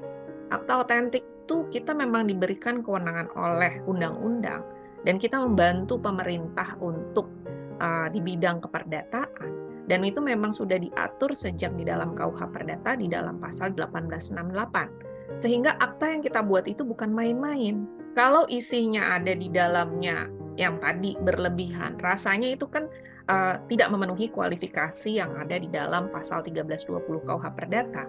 Lalu bagaimana akibatnya nanti kalau misalnya tidak terpenuhi dalam bentuk akta otentik tersebut? Kita lihat di sini, di dalam pasal 38 Undang-Undang Jabatan Notaris, akta notaris itu harus memiliki bentuk tersendiri. Awal akta atau kepala akta, badan akta, akhir atau penutup akta. Lalu di pasal 38 ayat 2, awal akta itu kita harus memberikan satu kepastian. Ini yang membuat kita menjadi akta otentik. Ada kepastian tanggal, kepastian penghadap, kepastian yang apa yang kita buat di dalam akta tersebut. Nah, kalau di dalam badan akta itu kita akan melihat mulai dari komparisinya, kewenangan bertindaknya, lalu di akhir akta itu bagaimana uraian tentang pembacaan akta sebagaimana dimaksud dalam 16 ayat 1, dan bagaimana ditandatangani, disaksikan, dan lain-lain. Itu kita melihatnya di sini adalah suatu bentuk khusus sebagai sebuah akta otentik. Lantas untuk membahas mengenai arbitrase itu adanya di mana? Di dalam badan akta tadi. Isi dari akta tersebut. Nah, pada umumnya, sengketa para pihak itu sering terjadi di dalam suatu akta yang terletak pada isi akta di bagian badan akta. Isi akta itu adalah kehendak dan keinginan dari para pihak yang memiliki kepentingan. Biasanya di dalam penulisan isi akta itu ada klausula tentang pilihan penyelesaian sengketa. Jadi kita nggak bisa template Bapak dan Ibu. Kalau yang berprofesi sebagai notaris ataupun konsultan hukum, mohon juga untuk mendrafting sebuah perjanjian itu bukan template. Karena kalau ini kita harus tanyakan, Bapak dan Ibu mau melakukan pilihan penyelesaian sengketanya melalui mekanisme seperti apa. Kalau misalnya memang ini bisnis, kita coba misalnya tawarkan kalau misalnya itu mau melakukan pilihan penyelesaian sengketa melalui jalur litigasi atau non-litigasi. Karena non-litigasi atau alternatif pilihan penyelesaian sengketa itu ada metode-metode lain selain arbitrase, ada mediasi dan lainnya. Nanti kita jelaskan. Nah, klausula penyelesaian sengketa itu merupakan aturan atau ketentuan serta syarat yang telah ditetapkan dan dipersiapkan terlebih dahulu apabila terjadi sengketa di antara para pihak sehubungan dengan perjanjian. Kapan itu munculnya? Ketika ada klausula wan prestasi atau yang tidak terpenuhi dari isi perjanjian tersebut. penyelesaian sengketa dalam bisnis memilih lembaga pengadilan atau lembaga non-peradilan. Untuk arbitrase itu masuknya adalah non-peradilan. Karena di sini melalui proses pengadilan itu biasanya orang itu akan ketemunya adalah win-lose solution. Win-lose solution adalah mengapa salah satu pihak itu merasa menang atau merasa puas dan pihak yang lain itu merasa kalah atau tidak puas. Dan ini akan menimbulkan proses yang panjang karena ada banding, ada kasasi dan lain-lain. Itu untuk ukuran bisnis itu tidak efektif. Sebaliknya untuk proses penyelesaian sengketa melalui di luar pengadilan atau alternatif penyelesaian sengketa itu biasanya yang dituju adalah win-win solution. Karena para pihak ini dapat menghasilkan suatu keputusan bersama yang akan diterima oleh mereka secara bersama-sama. Nah, memang di awal itu tidak terbiasa orang mendengar arbitrase. Karena arbitrase ini mungkin baru ada lembaganya setelah ada BANI di era tahun 1977 setelah almarhum Prof. Priyatna Abdul Rashid membentuk dan dianggap sebagai sebuah lembaga yang bisa menjadikan alternatif pilihan penyelesaian sengketa. Nah, tetapi setelah diundangkan di Undang-Undang Nomor 30 Tahun 99 tentang arbitrase dan alternatif penyelesaian sengketa, ini arbitrase seperti yang tadi sudah disampaikan oleh Ibu Prita, bahwa adalah cara penyelesaian suatu sengketa perdata di luar peradilan umum yang didasarkan pada perjanjian yang secara tertulis dan dibuat oleh para pihak yang bersengketa. Dalam pengertian arbitrase ini jelas menegaskan bahwa arbitrase dapat dilaksanakan apabila perjanjiannya dibuat secara tertulis. Jadi kalau perjanjian secara lisan dan tidak tertulis itu tidak bisa dibawa ke lembaga arbitrase. Dan di sini para pihak memang sudah membuat klausula arbitrase. Nah, itu yang tadi sudah disampaikan juga oleh Ibu Dr. Prita. BANI sendiri itu baru menjadi sebuah lembaga karena memang diinisiasi oleh Kadin pada tanggal 3 Desember 1977. Jika sebelumnya arbitrase di Indonesia itu tidak terkoordinasi, maka setelah dibuat BANI itu baru bisa dikatakan ada sebuah lembaga yang memang mewadahi untuk arbitrase di Indonesia. Nah, di anggaran dasarnya BANI itu adalah suatu didirikan atas prakarsa Kadin dan tujuan untuk memberikan penyelesaian sengketa perdata mengenai soal perdagangan, industri dan keuangan, baik yang bersifat nasional maupun internasional. Nah, melalui BANI juga sengketa di bidang perdagangan ini di dalam pasal 5 ayat 1 bahwa sengketa yang dapat diselesaikan hanya sengketa di bidang perdagangan dan mengenai hak yang menurut hukum dan peraturan perundang-undangan diberikan sepenuhnya oleh para pihak yang bersengketa. Nah, dalam perkembangannya Bapak dan Ibu, sekarang badan arbitrase itu tidak hanya BANI, tetapi ada banyak sekali bentuk badan arbitrase. Jadi pilihannya itu boleh apa saja. Ini saya mencoba merangkum sebuah sejarah yang sangat singkat sebenarnya. Ada BAPMI, ada Badan Arbitrase Pasar Modal Indonesia, yang ini juga telah dilikuidasi pada tahun 2022. Lalu ada Basyarnas atau Badan Arbitrase Syariah Nasional, ada BAKTI, Badan Arbitrase Perdagangan Berjangka Komoditi. Nah, saat ini sudah ada dibentuk oleh Self-Regulatory Organization dan asosiasi di lingkungan sektor jasa keuangan, yaitu SJK. Ini adalah lembaga alternatif penyelesaian sengketa di sektor jasa keuangan. Nah, LAPS SJK ini sudah memiliki izin operasional dari Otoritas Jasa Keuangan pada tanggal 29 Desember 2020 dan sudah beroperasi di tanggal 1 Januari 2021. Dan saat ini merupakan satu-satunya lembaga alternatif penyelesaian sengketa di sektor jasa keuangan. Dan yang berfungsi ada di dalamnya sebelumnya itu ada BAPMI yang tadi pasar modal, BMAI, BMDP, dan lain-lain. sekaligus memperluas cakupannya pada penyelesaian sengketa di bidang fintech. Nah, ini yang menyebabkan sebuah perkembangan kita sebagai seorang notaris juga bisa memberikan pemahaman kepada para klien kita pada saat mau membuat akta. Itu ada pilihan-pilihan penyelesaian sengketa yang lebih khusus seperti ini. Sehingga apa yang kita buat dalam bentuk akta itu tidak asal-asalan atau copy-paste atau hanya sekedar mengutip, karena ini adalah pasal yang cukup krusial. Pilihan penyelesaian sengketa.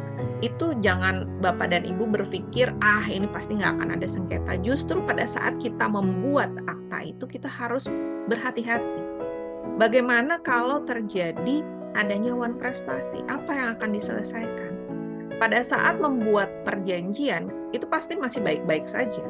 Tetapi begitu sudah wan prestasi, pasti tidak akan mau duduk bersama-sama atau membicarakan untuk adanya, kalau secara ideal misalnya itu adalah adendum. Itu tidak mau. Biasanya mereka sudah punya standing position masing-masing bahwa mereka adalah yang benar gitu kan. Dan ini menyebabkan keperlunya kesadaran bagi seorang notaris itu untuk memberikan pemahaman kepada para penghadap. Terutama kalau misalnya yang terkait dengan tadi dunia bisnis dan perdagangan. Tadi sudah juga sempat disampaikan bahwa ada model arbitrase yang misalnya bisa diperhatikan. Bapak dan Ibu mungkin nanti bisa mengupdate ya, membaca. Ada model arbitrase melalui UNCITRAL dan ada melalui ICSID atau International Center for the Settlement Investment Dispute. Dalam menyelesaikan sengketa ini dipercayakan kepada arbiter yang tunduk pada peraturan perundang-undang arbitrase, meskipun demikian tidak mengurangi kebebasan para pihak untuk tunduk pada aturan prosedural atau rules dari lembaga arbitrase institusional. Nah, bagaimana peran notaris? Karena ini banyak notaris yang ikut ataupun advokat di sini, kita memang karena tadi dalam bentuk tertulis dan dalam memang kewenangannya notaris adalah membuat akta, maka kita harus membuat akta itu yang sempurna agar tidak dianggap terdegradasi ataupun dijadikan akta di bawah tangan. Jangan kita juga berpikir, hanya sekedar pilihan penyelesaian sengketa, apakah itu menjadi terdegradasi? Bisa. Kalau tadi sebagai salah satu contoh yang berlebihan untuk pilihan penyelesaian sengketanya itu, akhirnya tidak dapat diterima di forum manapun. Baik secara arbitrase tidak dapat diterima, secara litigasi pun tidak dapat diterima. Akhirnya ini menjadi sebuah masalah baru. Makanya kalau kita membuat itu kita harus hati-hati. Nah, kalau di BANI sendiri itu ada prosedur yang akan dilalui Bapak dan Ibu kalau kliennya mau melakukan proses arbitrase. Awal pendaftaran, lalu ada permohonan mengadakan arbitrase, lalu dokumen-dokumen ini untuk menjelaskan apapun sengketanya dan lain-lain. Lalu ada penunjukan arbiter, tadi sudah disampaikan oleh Ibu Prita, biasanya adalah ganjil, bisa 1, 3, atau 5. Lalu dijelaskan mengenai biaya arbitrase, tindak lanjut pendaftaran perkara, tanggapan termohon, tuntutan balik, sidang pemeriksaan. Nah, pada tahap pendaftaran dan permohonan, itu berkas diperiksa oleh Dewan Pengurus BANI untuk menentukan apakah perjanjian arbitrase atau klausula arbitrase yang di dalam isi akta notaris tersebut telah memberikan dasar kewenangan bagi BANI. Karena kalau tidak diberikan kewenangan, itu memang tidak bisa diproses akhirnya nanti. Nah, namun dalam prakteknya klausula arbitrase dalam akta perjanjian para pihak beberapa kali bermasalah. Ini yang tadi sudah disampaikan. Berakibatnya apa? Tidak dapat diterima oleh Badan Arbitrase Nasional Indonesia. Biasanya disebabkan pencantuman klausula arbitrase yang tidak memberikan kewenangan yang kuat bagi BANI. Seperti salah satu kasus yang terjadi di BANI Jakarta, di mana BANI Jakarta tidak menerima penyelesaian sengketa para pihak karena ada permasalahan dalam hal penulisan klausula arbitrase. Jadi memang penulisan klausula arbitrase ini bukan adanya sekedar pilihan terakhir. Tapi memang dari awal para pihak itu sudah menentukan untuk menggunakan arbitrase jika terdapat sengketa. Dalam perjanjian pokok, para pihak itu harus yang berbentuk akta notaris ditemukan penulisan pilihan ganda dalam forum penyelesaian sengketa, biasanya litigasi atau pengadilan negeri, dan juga arbitrase. Isi dalam akta notaris itu menuliskan arbitrase dan lembaga pengadilan mana yang merupakan dua lembaga penyelesaian sengketa yang berbeda. Karena lembaga arbitrase merupakan cara penyelesaian sengketa di bidang perdata di luar peradilan umum, dan sedangkan peradilan adalah di bawah Mahkamah Agung. Kalau kita lihat di pasal 3 Undang-Undang 30 tahun 99, pengadilan negeri itu tidak berwenang untuk mengadili sengketa para pihak yang telah terikat di dalamnya ada perjanjian arbitrase. Akibat dari pencantuman dua lembaga penyelesaian sengketa, arbitrase dan litigasi dalam isi akta notaris tersebut, itu dan akhirnya tidak dapat diselesaikan, maka para pihak itu dirugikan. Jadi pelajaran sekali untuk kita membuat perjanjian harus sangat berhati-hati dalam pencantuman klausula arbitrase. Nah, pencantuman klausula arbitrase itu kita harus adil dan setara bagi para pihak. Bagaimana adil dan setara? Pemilihan penyelesaian sengketa ini memang dikehendaki oleh dari para pihak. Jadi bukan adanya paksaan dari salah satu pihak. Itu juga bertujuan agar terpenuhinya satu kepastian hukum bagi para pihak yang memiliki kepentingan. Mengingat bahwa akta notaris ini adalah akta otentik dan merupakan alat bukti yang sempurna, maka klausula arbitrase yang dalam perjanjian itu harus membuat adanya kepastian hukum.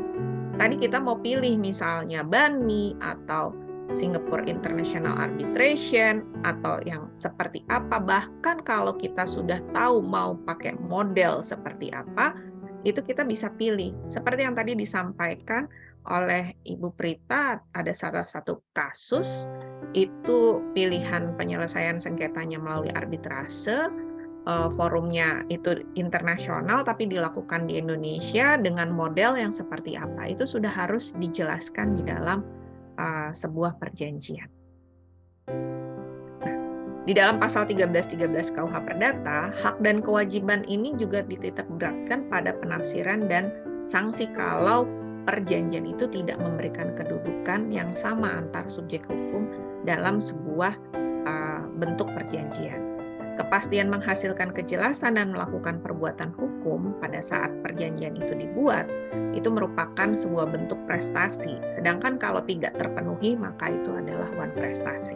Dan sanksinya harus dijelaskan di dalam perjanjian tersebut. Karena klausula arbitrase itu adalah sebuah kesepakatan, maka dari awal itu sudah harus dijelaskan. Tadi pilihannya mau pakai yang seperti apa, lembaganya apa, dengan model yang seperti apa. Itu harus ada di dalam perjanjian yang kita buat, Bapak dan Ibu. Nah, apa saja sih yang harus diperhatikan dalam mencantumkan klausula arbitrase? Yang pertama, klausula itu harus tercantum di dalam perjanjian yang tertulis. Dibuat para pihak sebelum terjadi sengketa. Maka dapat dilakukan dengan dua cara, yaitu menuliskan klausula arbitrase di dalam perjanjian atau membuat perjanjian yang terpisah. Tadi juga sudah disebutkan di awal. Lalu yang kedua, jika sengketa timbul dan para pihak belum membuat perjanjian arbitrase, maka para pihak dapat membuat suatu perjanjian arbitrase tersendiri atau yang disebut juga dengan perjanjian kompromis. Dalam perjanjian itu juga harus dibuat secara tertulis, ditandatangani para pihak, atau juga dalam bentuk akta notaris. Jadi boleh di bawah tangan ataupun akta. Perjanjian tersebut harus memuat masalah apa yang dipersengketakan, identitas dari para pihak, identitas dan nama lengkap arbiter, jadi memang sudah dipilih. Jadi para pihak itu sudah harus riset terlebih dahulu, mau arbiternya siapa, ahli apa, karena memang arbiter itu bukan hanya lulusan sarjana hukum. Bisa saja dia sarjana teknik, bisa saja dia ekonom, bisa saja dia ahli filsafat, bisa saja dia dokter, itu bisa arbiter dari profesi manapun. Lalu juga sudah harus ditentukan jangka waktu penyelesaian sengketa dan beberapa administrasi lainnya.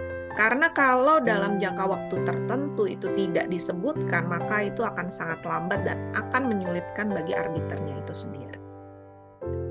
Nah, sebelum menyusun klausul arbitrase harus dipahami bahwa arbitrase itu meniadakan hak bagi para pihak untuk mengajukan gugatan ke pengadilan. Jadi nggak boleh nebis in idem. Jadi untuk perkara yang sama dilakukan arbitrase, dilakukan juga untuk ke pengadilan. Untuk menghindari risiko klausul arbitrase yang tidak dapat dilaksanakan tadi, maka para pihak wajib memperhatikan poin-poin dalam penyusunan klausul arbitrase. Setidaknya juga itu harus ada komitmen yang jelas dari para pihak yang akan melakukan arbitrase. Hukum yang mengatur materi sengketa pada prakteknya itu diatur dalam pasal lain yang terkait dengan hukum yang berlaku. Misalnya perjanjian kita dilakukan di Indonesia, tapi kita memilih pilihan hukum yang lain, itu boleh, nggak ada masalah. Memilih institusi arbitrase atau secara ad hoc, tadi boleh, ad hoc itu tidak harus melalui sebuah lembaga, kedudukan arbitrase, dan bahasa yang akan digunakan, serta jumlah arbiter.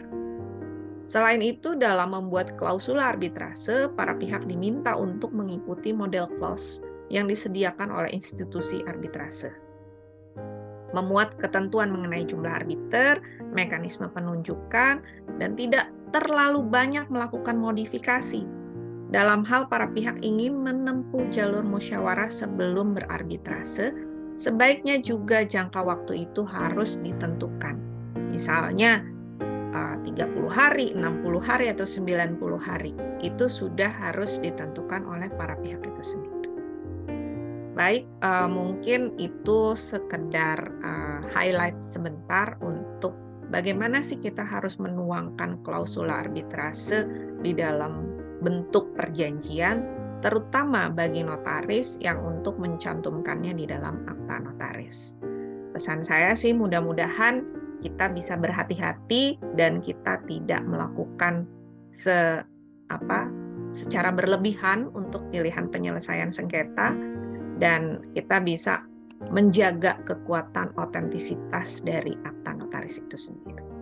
Baik, itu dulu yang bisa saya sampaikan. Terima kasih. Saya kembalikan kepada Ibu Dr. Dewi Tenti. Terima kasih Ibu Puli. Menarik sekali ya apa yang disampaikan, bahwa memang apabila ada suatu pilihan hukum itu tempatnya harus di mana, jangan sampai salah tempat gitu ya. Kemudian juga konsekuensinya seperti apa dengan kita ikut menulis di situ ya, apa yang dijadikan pilihan hukum, tentunya klien kita juga sudah harus tahu. Jadi pilihan hukum jangan cuma sekedar gegayaan ya, tetapi ini harus ada satu konsekuensi yang memang sudah disampaikan juga, dimengerti juga oleh para pihak. Ada beberapa pertanyaan ya, Kalau yang mau raise hand silahkan. Ada beberapa pertanyaan. Pertanyaannya sebetulnya klasik ya, Ibu Prita, Ibu Fuli. Mengingat tadi kan sudah dibilang bahwa yang namanya putusan arbitrase itu final and binding. Hanya saja kadang-kadang orang bingung gimana sih cara eksekusinya. Tadi ada pertanyaan dari Ibu Hestiani Hasan, notaris di Jakarta Timur. Kalau misalnya sudah ada nih putusannya, tetapi eksekusinya belum bisa, apakah mempergunakan perangkat yang lain atau serta-merta seperti itu. Kedua, ini sebetulnya yang sudah disampaikan tadi tentang international arbitration. Di situ bila mana terjadi sengketa, Bani, untuk penyelesaiannya, di mana salah satu ada pihak asing. Nah, dia mempergunakan apa nih international arbitrase dan bagaimana sih sebetulnya tekniknya. Sementara pertanyaan 2 itu dulu ya.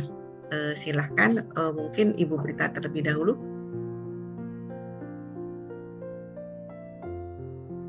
Ya, terima kasih Bu Dewi Tenti atas kesempatannya dan juga Bapak Ibu atas pertanyaannya. Ini di setiap forum arbitrase itu selalu ditanyakan Bu Dewi, jadi berkaitan dengan pelaksanaan putusannya seperti apa. Nah, sebetulnya memang dalam Undang-Undang 3099 sendiri sudah diatur bahwa satu putusan arbitrase itu telah dihasilkan oleh arbiternya itu harus didaftarkan ke pengadilan negeri untuk dapat dilaksanakan. Jadi karena kan memang di arbitrase itu tidak ada lembaga eksekutorialnya ya. Jadi tetap lembaga eksekutorialnya itu adalah pengadilan. Nah, ini betul-betul mengacu kepada perjanjian ataupun kesepakatan para pihak dalam perjanjian arbitrase. Lalu yang kedua, kalau berkaitan dengan putusan arbitrase asing ataupun kontrak internasional yang di dalamnya ada salah satu pihaknya dari negara lain, misalnya ya warga negara Indonesia katakanlah dengan warga negara Singapura, lalu di dalamnya memilih forum penyelesaian sengketanya itu adalah arbitrase, maka hukum yang digunakan itu hukum apa? Nah, ini sebetulnya bergantung lagi kepada kesepakatan para pihak, Bapak Ibu sekalian. Jadi ada yang disebut dengan choice of law dan juga ada yang disebut dengan choice of forum. Kalau choice of forumnya itu adalah lembaga arbitrase, artinya para pihak sepakat untuk mengajukan sengketanya ke arbitrase, maka choice of law-nya atau hukumnya juga bisa disepakati oleh para pihak. Hukumnya ini disepakati menggunakan hukum apa, begitu Bu Dewi. Jadi merupakan suatu sebetulnya sebaiknya dalam merumuskan suatu kontrak yang di dalamnya memang adalah kontrak internasional atau ada unsur asingnya, akan lebih baik untuk kita menentukan selain forum penyelesaian sengketa juga menentukan hukumnya, supaya kalau dulu kita mungkin waktu S1 tahu ada istilah forum shopping ya. Jadi ketika kita belum menunjuk forumnya apa, lalu kita mencari forum mana yang tepat gitu ya untuk menyelesaikan sengketa kita. Begitu juga akan lebih memberikan kepastian hukum bagi para pihak kalau misalnya dalam kontrak tersebut kita juga sudah memilih hukum yang berlaku bagi kontrak tersebut. Ini ada satu hal yang menarik berkaitan dengan hukum itu. Jadi hukum itu kalau dalam kontrak internasional ada istilahnya applicable law, ada juga istilahnya governing law. Nah, sebetulnya kan hukum yang berlaku bagi para pihak itu adalah sumber hukum terpentingnya adalah kontrak yang disepakati oleh para pihak ya Bapak Ibu ya. Nah, ketika lalu peran atau fungsi dari choice of law itu apa atau hukum yang disepakati oleh para pihak adalah ketika kontraknya tidak mengatur, maka hukum yang digunakan adalah hukum yang memang sudah disepakati oleh para pihak. Nah, biasanya ini sharing saja Bu Dewi, kebetulan kemarin juga mereview satu kontrak yang di lingkungan Unpad. Ketika kita melakukan kontrak dengan pihak luar negeri gitu ya, kadang-kadang suka menunjuknya itu hukum itu Singapura gitu. Padahal para pihak itu Indonesia sama Australia. Tapi memang hukum Singapura itu kan memang kita kenal sangat business friendly ya, sehingga banyak pelaku usaha yang nyaman menunjuk hukum Singapura, begitu juga dengan forum penyelesaian sengketanya misalnya arbitrase di Singapura. Ini rekomendasi yang kita berikan pada saat kita mereview kontrak tersebut, kalau bisa dinegosiasikan dengan mitranya, hukum yang berlaku kalau bisa adalah hukum Indonesia, karena ini berkaitan dengan objek yang ada di Indonesia. Misalnya pelaksanaan kontraknya atau performance of the contract-nya akan banyak melibatkan hukum Indonesia, maka akan sangat relevan sekali dalam pemilihan hukum itu untuk kita memilih hukum Indonesia. Kira-kira itu mungkin Bu Dr. Dewi Tenti yang bisa saya share, mungkin ada tambahan juga dari Bu Fuli. Terima kasih. Jadi itu ya putusannya, jangan berhenti di sudah ada putusan, lupa didaftarin di pengadilan gitu ya. Jadi harus ada upaya hukum lain supaya akhirnya dapat dilakukan eksekusi. Ada tambahan dari Bu Fuli, silakan. Sebenarnya sih sudah, saya hanya menegaskan saja kembali bahwa memang itu tidak self-executable sih sebenarnya. Memang ada proses untuk mengeksekusi yang tadi melalui proses adanya penetapan, karena memang harus ditunjuk juga siapa yang akan menjadi eksekutor gitu kan, apakah jurusita atau siapa gitu. Untuk makanya proses untuk mendapatkan penetapan pengadilan itu cukup penting setelah adanya putusan dari arbitrase, baik arbitrase internasional, terutama sih arbitrase internasional. Demikian. Ada pertanyaan lain? Apabila tidak, saya sendiri nih. Saya Tenti, Bu Dr. Tenti, boleh? Ya, Pak. Ya, nama saya Mahmud Said nih. Pak Mahmud, apa kabar? Alhamdulillah baik Kita nih. kemarin dicolek-colek sama Bu Fuli nih, mau ngapain? Betul, Silakan Pak betul. Mahmud. Silakan. Ya. Jadi nih Bu Prita ini ngomongnya das solden aja, dasennya gimana gitu. Yang Nanti indah-indah tolong banget. dibuka dong Pak Mahmud, mau lihat orangnya. Udah kebuka kan? Coba di pin itu ya, coba kelihatan. Nah, ini dia. Itu ya. Taruhlah tadi sudah mau dilakukan eksekusi, dan untuk dilakukan eksekusi harus didaftarkan dulu. Nah, ini sebelum didaftarkan, pihak yang keberatan terlebih dahulu sudah mengajukan gugatan pembatalan di pengadilan negeri sesuai dengan ketentuan pasal 70 Undang-Undang arbitrase. Itu ada beberapa poin dalil-dalil yang bisa dijadikan alasan untuk melakukan pembatalan atas putusan arbitrase tersebut. Namun pasal ini akhirnya kelihatannya hanya digunakan untuk mengulur-ulur waktu. Jadi berpindah dari strata arbitrase beralih ke strata pengadilan. Jenjangnya dulu PN, Mahkamah Agung, banding, peninjauan kembali Mahkamah Agung juga. Sehingga filosofinya tadi diadakan arbitrase itu cepat dan murah, itu dalam kenyataan kadang tidak demikian, bahkan bisa lebih mahal, lebih lama, karena prosesnya dua strata arbitrase dan strata pengadilan, berjenjang juga gitu.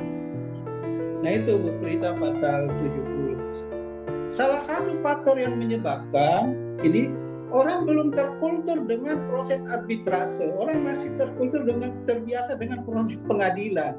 Jadi meskipun dia sudah membuat klausula arbitrase, sudah diputuskan di arbitrase, dia masih tetap, selain sertifikatnya kurang baik untuk mengulur-ulur waktu, kemudian juga memang proses mereka lebih terbiasa dengan proses pengadilan gitu. Oke, siap Pak. Sudah bisa ditangkap. Ya, ada lagi nih yang satu nih. Sebagai pembanding nih. Satu lagi ya. Iya. Arbitrasi New York Convention itu nggak ada klausula seperti pasal 70 itu. Yang ada adalah pengesampingan. Tapi kalau orang mau melakukan pengesampingan, dia harus bayar uang jaminan sebesar apa yang diputuskan di dalam putusan arbitrase. Kalau dia dimenangkan, uangnya dikembalikan. Tapi kalau dia dikalahkan, maka si pemenang di arbitrase sudah bisa mencairkan uang tersebut gitu. Nah ini bedanya antara Indonesia dengan New York. Itu aja, Bu Dr. Tenti. Makasih. Ya Pak. Yuk Bu Prita, bagaimana katanya? Emang kalau orang Indonesia itu maunya saklek-saklek aja lah, menang kalah, udah belum? Kalau belum ya naik lagi. Kalau arbitrase kan kesannya tuh masih kurang greget. Itu karena memang belum paham juga sih Pak. Silakan Bu Prita. Terima kasih Pak Mahmud Said. Salam kenal Pak, terima kasih, dan saya sangat memahami kegelisahan Bapak. Itu tidak hanya Bapak yang merasakan, saya juga merasakan Pak. Jadi kemarin mungkin nanti kita bisa share juga ya, mungkin Bu Dewi, 2 minggu lalu kalau saya tidak salah kami asosiasi mengundang Hakim Agung Profesor Takdir Rahmadi juga membahas mengenai ini Pak. Jadi bagaimana perkembangan arbitrase di Indonesia itu ternyata masih banyak tantangan. Saya enggan menyebutkan hambatan karena kesannya negatif ya Pak ya, tapi tantangan biar ada semangat untuk mencari solusi. Jadi memang saat ini memang posisi Undang-Undang 3099 kan dengan semangatnya akan mengalami pembaharuan ya Pak Mahmud. Jadi kegelisahan itu juga bukan hanya Pak Mahmud yang menyampaikan. Kemarin pada saat kami mengundang Pak Hakim Agung juga banyak sekali praktisi yang menyampaikan hal yang sama. Bagaimana di pengadilan negeri tingkat 1, tingkat banyak yang sebetulnya masih menerima, bahkan Pak walaupun prakteknya atau sebetulnya kasus tersebut sudah punya perjanjian arbitrase, tapi ternyata pengadilan masih menerima, ternyata masih banyak praktek yang seperti itu. Itulah mengapa memang salah satu tujuan dari asosiasi dan juga mungkin bagaimana kita bisa terus menyampaikan sebetulnya bagaimana arbitrase itu seharusnya. Begitu juga kalau misalnya sekarang kita mau berkompetisi dengan lembaga arbitrase yang ada di luar ya Pak ya, misalnya Singapura dan sebagainya. Jadi memang betul Pak, pasal 70 ini selalu menjadi diskusi yang hangat. Karena tidak hanya itu Pak, jadi kalau dalam New York Convention itu kan pengakuan dan pelaksanaan putusan. Jadi kalau tidak bisa diakui dan tidak bisa dilaksanakan, harusnya bukan dibatalkan gitu ya Pak ya. Lebih ekstrim lagi saya kasih contohnya, minta diakui dan dilaksanakan malah dibatalkan. Jadi dimintanya A tapi dikasih B, itu juga masih terjadi prakteknya.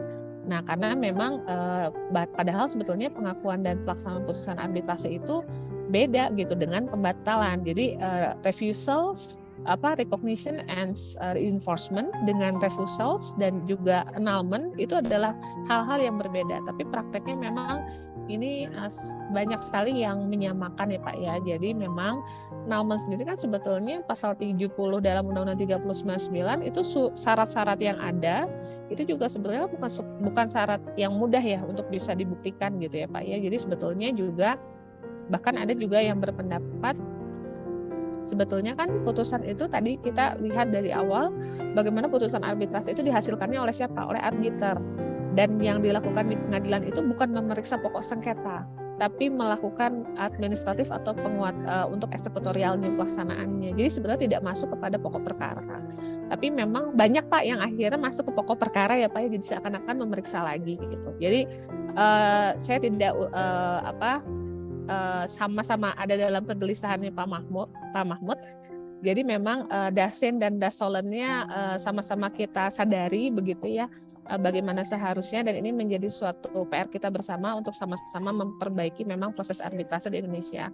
Dan juga sering sekali Pak sama juga saya ternyata Bu Prita ini tuh tidak cepat, tidak murah gitu. Itu banyak juga yang ya, terus akhirnya bahkan ya cepat dan murah itu memang relatif sesuatu hal yang mungkin walaupun kalau dibandingkan sekarang bagaimana arbitrase itu sudah tidak menjadi satu hal yang alternatif dalam tanda kutip, orang tidak banyak yang mengenal, tapi sudah banyak yang mengenal, walaupun dinamika permasalahannya atau yang menjadi PR kita bersama juga semakin banyak untuk bisa sama-sama memahami bahwa proses arbitrase itu adalah final and binding, bagaimana yang dimintakan ke pengadilan itu adalah pendaftaran, dan annulment itu adalah satu hal yang sangat-sangat terbatas untuk bisa dilakukan dalam suatu kasus, bukan untuk mematahkan atau apa yang sudah dihasilkan dalam proses arbitrase. Karena kembali ketika suatu kesepakatan dibuat untuk mengajukan ke arbitrase, maka tadi Pak, ini menjadi, makanya saya tuh paling senang Pak materi perjanjian arbitrase dan jurisdiksi arbitrase, karena memang ini menjadi satu kunci pintu masuk dan juga sampai akhir prosesnya itu mengacu kepada perjanjian arbitrase, walaupun akhirnya juga menimbulkan banyak PR untuk pelaksanaannya.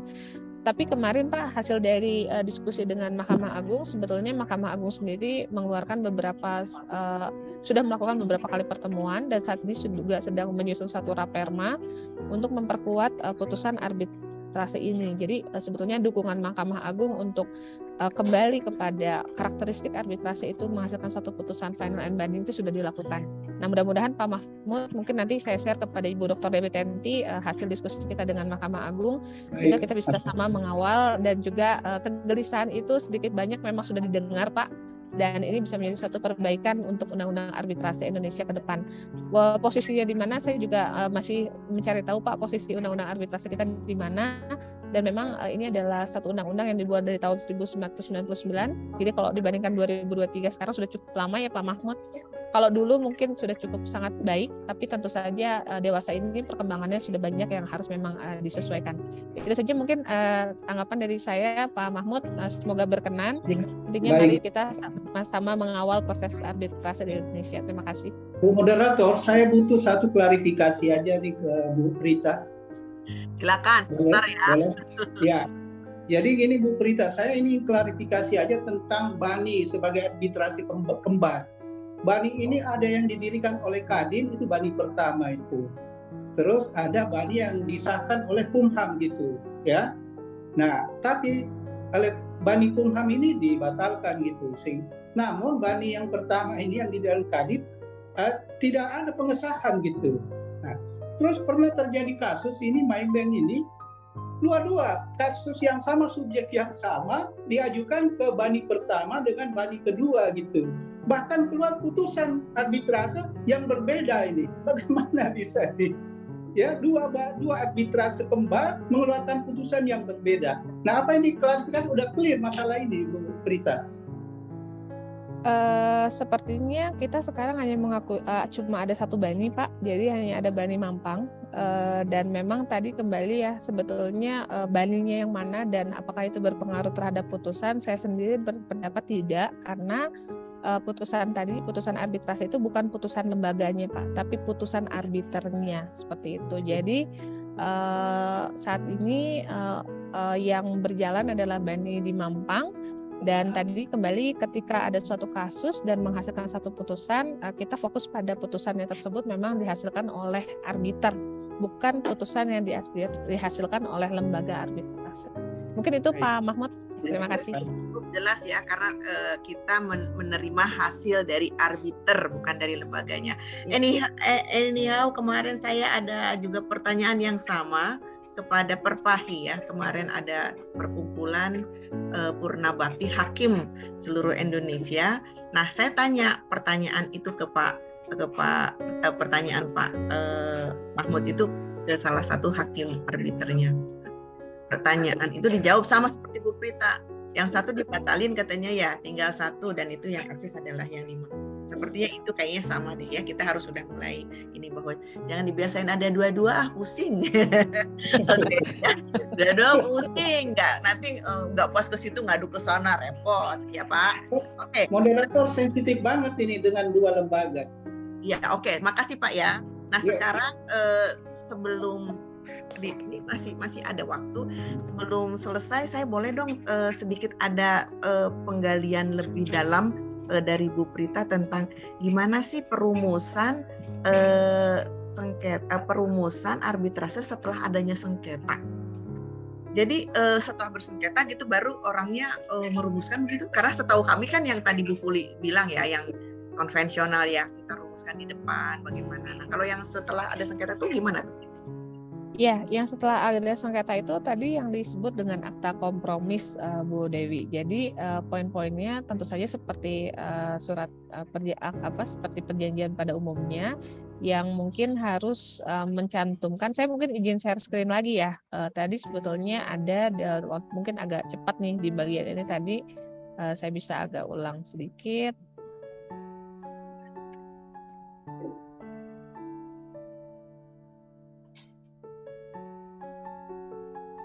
Walaupun memang kalau saya sendiri tidak merekomendasikan dibuat setelah ya, karena memang susah gitu ya.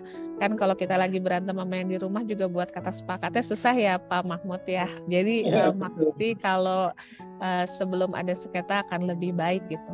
Nah jadi ini yang disebut dengan akta kompromis, Bu Dewi dan Bapak Ibu sekalian, di mana tentunya seperti perjanjian pada umumnya dilengkapi dengan nama lengkap dan tempat tinggal para pihak. Lalu juga biasanya para pihak ini sudah menunjuk masing-masing arbiternya dan juga tempat arbiter atau majelis arbitrase yang akan mengambil keputusannya. Jadi misalnya menunjuk bani gitu ya. Lalu juga ada jangka waktu nama lengkap sekretaris, ini biasanya hasil dari koordinasi dengan lembaga arbitrase tertentu. Biasanya mereka punya semacam panitera gitu ya kalau misalnya di Bani.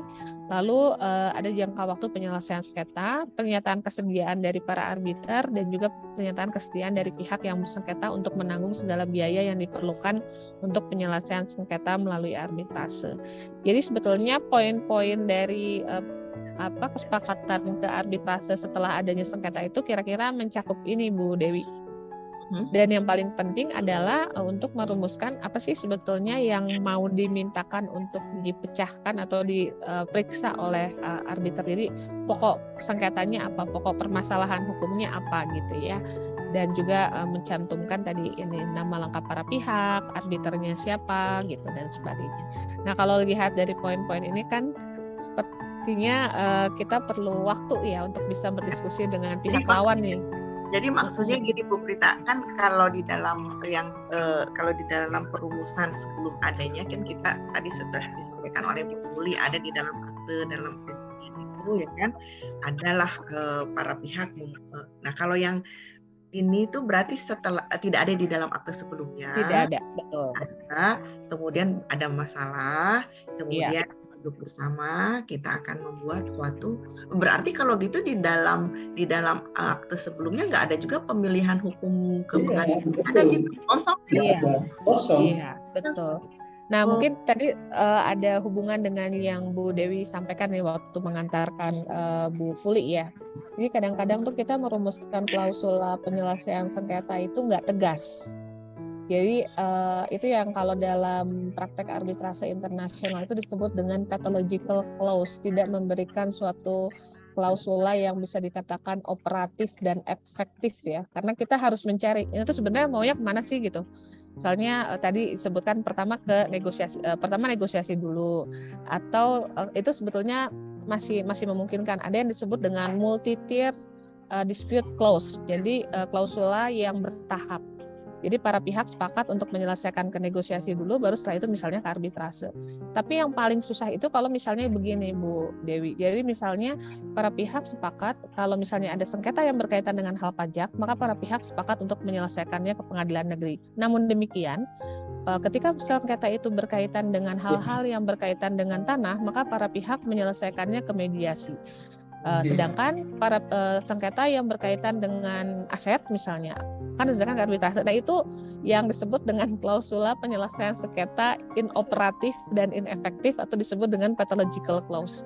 Jadi tidak, ya ada aja yang begitu gitu. Jadi makanya nanti mudah-mudahan kita bisa sama-sama mengarahkan untuk tidak membuat satu klausula yang membingungkan kan, karena kembali klausula penyelesaian sengketa itu kan untuk bisa sama-sama sepakat pergi ke satu tempat menyelesaikan sengketa. Kalau ini kita harus cari dulu, harus tetap forum shopping gitu ya, mencari ini sebenarnya sengketanya tentang apa gitu.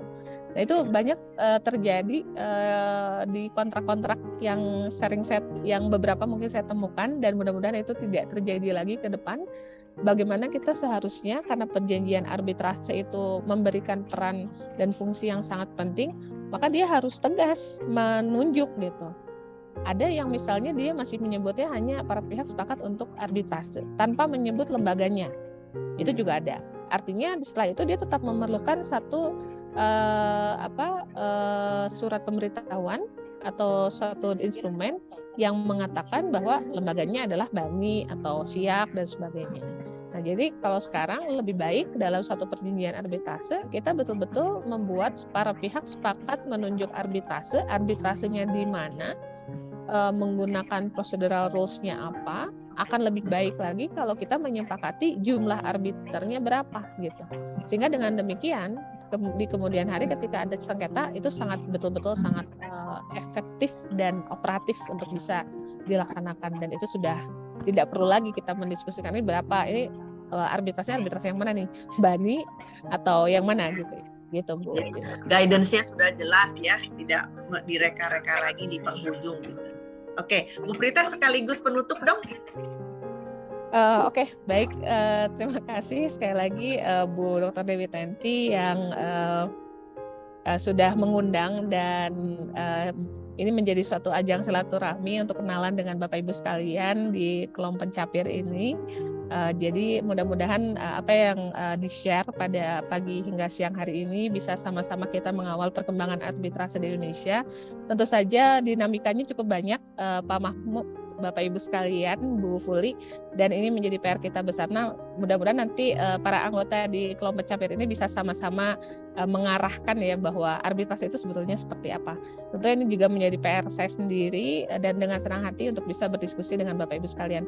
Praktiknya arbitrase di Indonesia tentunya akan semakin berkembang, tidak hanya yang nasional tetapi juga yang internasional, dan saya pikir ini bisa menjadi suatu kontribusi besar untuk khususnya untuk para notaris di sini.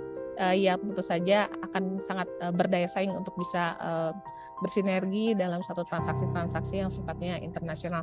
Terima kasih, mohon maaf kalau ada hal yang kurang berkenan. Dengan senang hati juga bisa satu forum dengan Ibu Dr. Fuli dan juga Bapak Ibu sekalian di pagi yang cerah ini. Terima kasih, salam sehat untuk kita semua. Terima kasih closing statement-nya Ibu Prita. Mudah-mudahan kita bisa jumpa di lain waktu. Ibu Fuli Handayani silahkan. Baik, terima kasih Bu Dewi Tanti. Saya mungkin closing statement-nya hanya pada saat kita membuat klausula arbitrase atau klausula pilihan penyelesaian sengketa bukanlah sesuatu yang dianggap sepele. Karena akibat dari klausula arbitrase atau klausula penyelesaian sengketa yang tidak jelas itu akan mengakibatkan dampak yang cukup signifikan terhadap para pihak, terutama dari isi perjanjian tersebut. Ketika klausula penyelesaian sengketa itu tidak tegas dinyatakan, maka badan penyelesaian sengketa baik sisi litigasi ataupun non litigasi itu akan menolak untuk menyelesaikan sengketa tersebut. Jadi bagi kita seorang notaris terutama ataupun konsultan hukum yang sering mendraft sebuah perjanjian, harap berhati-hati untuk membuat klausula tersebut. Terima kasih Ibu Dr. Dewi Tanti. Dan Ibu Rita Amalia, terima kasih sudah bisa berkenalan. Bapak dan Ibu semua juga terima kasih atas perhatiannya. Terima kasih, dan ini ada kabar gembira, mudah-mudahan kita bisa follow up dengan segera ya. Ibu Rita Amalia mengajak dari IARB susah banget itu IRB akan mengajak kita untuk ayo ikut pelatihan. Pokoknya Bu Prita minta teman berapa kita akan penuhi, karena kita pengen maju, kita pengen selalu mencari peluang-peluang untuk lebih memahami hukum itu secara gamblang dan mudah. Oke, terima kasih atas waktu yang sudah diberikan oleh kedua narasumber yang luar biasa. Jangan lupa nanti kita foto bersama ya. Sebelum ditutup, seperti biasalah kita pantun dulu ya. Jalan-jalan ke Korea, jangan minta oleh-oleh. Mentang-mentang lagi ke Korea. Jalan-jalan ke Korea, banyak tempat lucu untuk mampir. Yuk kita terus berkarya, menambah ilmu bersama kelompok pencapir. Yeay. Terima kasih, mohon maaf lahir batin. Yuk kita foto bersama dulu. Yuk Farah, dikasih aba-aba ya Farah. Ya, baik Bu, untuk slide pertama. Oh ya, nanti Bu Fuli plakatnya sama Bu Eco. Bu Prita juga plakatnya nanti akan dikirim oleh Bu Eco, notaris. Atur nuhun pisan, atuh teteh. Yuk gimana itu foto bersama yuk, Farah. Ya, baik Bu. Untuk slide pertama, 1, 2, 3. Ya. Slide kedua, masih banyak yang off cam. Ya udah, kalau itu yang off mah biarin aja. Oke ya, pokoknya hari ini kita alhamdulillah dihadiri oleh 81 orang yang tertarik dengan arbitrase. Semoga ke depan lebih banyak lagi yang bergabung dengan materi-materi seputar kenotariatan dan hukum lainnya. Oke, terima kasih. Wassalamualaikum warahmatullahi wabarakatuh. Waalaikumsalam. Waalaikumsalam. Iya, terima kasih Bapak Ibu sudah berkenan hadir. izin live ya Teh. Kita segera ya.